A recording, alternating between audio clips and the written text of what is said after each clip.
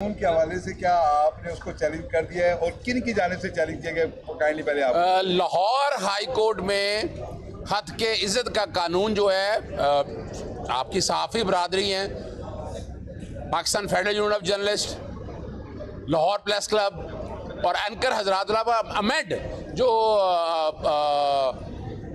बड़ी बड़ी तंजीमें हैं, उन सब की तरफ से ये कानून चैलेंज कर दिया गया है। 5-6 बुनियादी इश्यूज हैं और मैं आपको बता दूं, ये पूरे का पूरा कानून हम कह रहे हैं कि ये आइन से मुतसादम करार दिया जाए।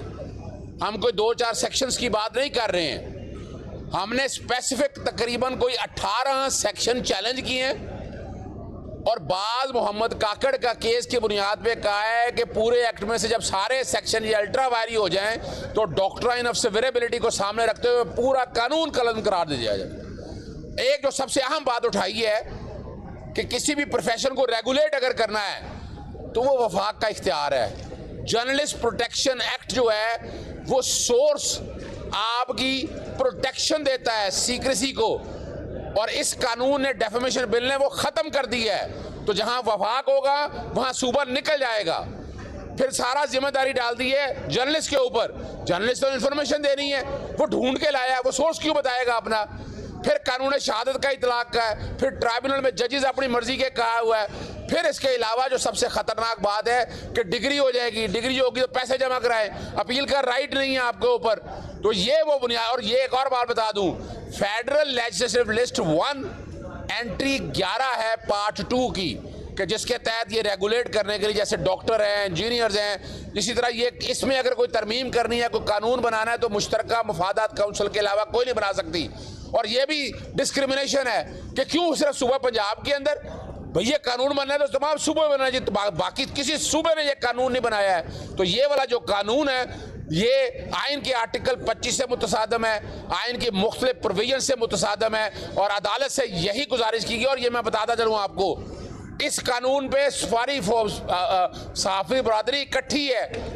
इसमें सिविल सोसाइटी की तरफ से भी पटिशनें दायर की गई हैं, इसमें एंकर हजरात की तरफ से भी पटिशनें दायर की गई हैं। तो ये जो ज़ेरी तौर पर ना कि सहाफ़ी बरादरी को तकसीम कर लेंगे, वो जरा ज़हन से किसी खुशफहमी में मत रहिएगा कि ये कानून भुगतना पड़ेगा। और आपको याद है कि गवर्नर पंजाब को लिखा था आर्टिकल 116 के तहत कि इसको दोबारा डिबेट के लिए भिजवा दे, लेकिन उन्होंने दस्तखत करके टेबल पे रख दिया, भिजवाया नहीं। आज कहते रहे कि पाकिस्तान पीपल्स पार्टी इस कानून से पीछे हट गई है। ये कानून ऑर्डिनेंस वापस भिजवाना चाहिए था, जो नहीं भिजवाया।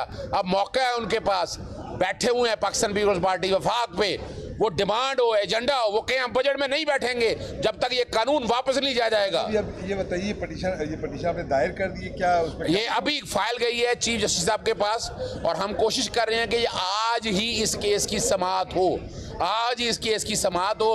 क्योंकि अगर इस कानून का मामूली सा भी इतलाक शुरू हो गया, इसके नताइज बड़े ख़तरनाक हैं। जैसे आपके सामने एक बात कह दी है, मैं फिर दोहराता हूँ कि डिमांड है कि बजट से पहले तमाम सियासी जमातें जो हैं, ये जो कि मुस्लिम लीग नून के टेबल में बॉल आ गई हुई है, वो उनको बजट से पहले ये मामला सेटल करने चाहिए, ये कानून वापस लेना चाहिए।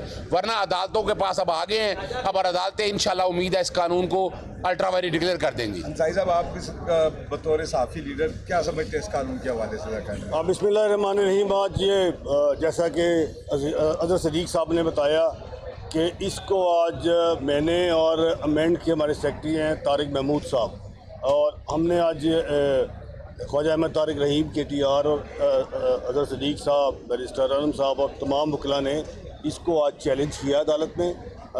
इस काले कानून ड्रैकोनियन लॉ के मुतालिक तो आपको ज़ाहिर माहिर कानूनदान है अज़हर सदीक साहब, उन्होंने बताया है नामवर कानूनदान है। इसके लिए आपको बताया गया कि हम तो ये समझते हैं कि ड्रैकोनियन लॉ है, जिसको 20 मई को पहले असम्बली के अंदर लाया गया, वहाँ से इसको 6 जून को 7 जून को इसका बाकायदा गज़ट नोटिफिकेशन किया गया। अब जिसके बाद पूरी सहाफ़ती तंजीमें जो हैं वो अब अदालतों का रुख किया गया है। इसके बाद आज हमने किया है, मैंने किया है, अमेंड ने किया है।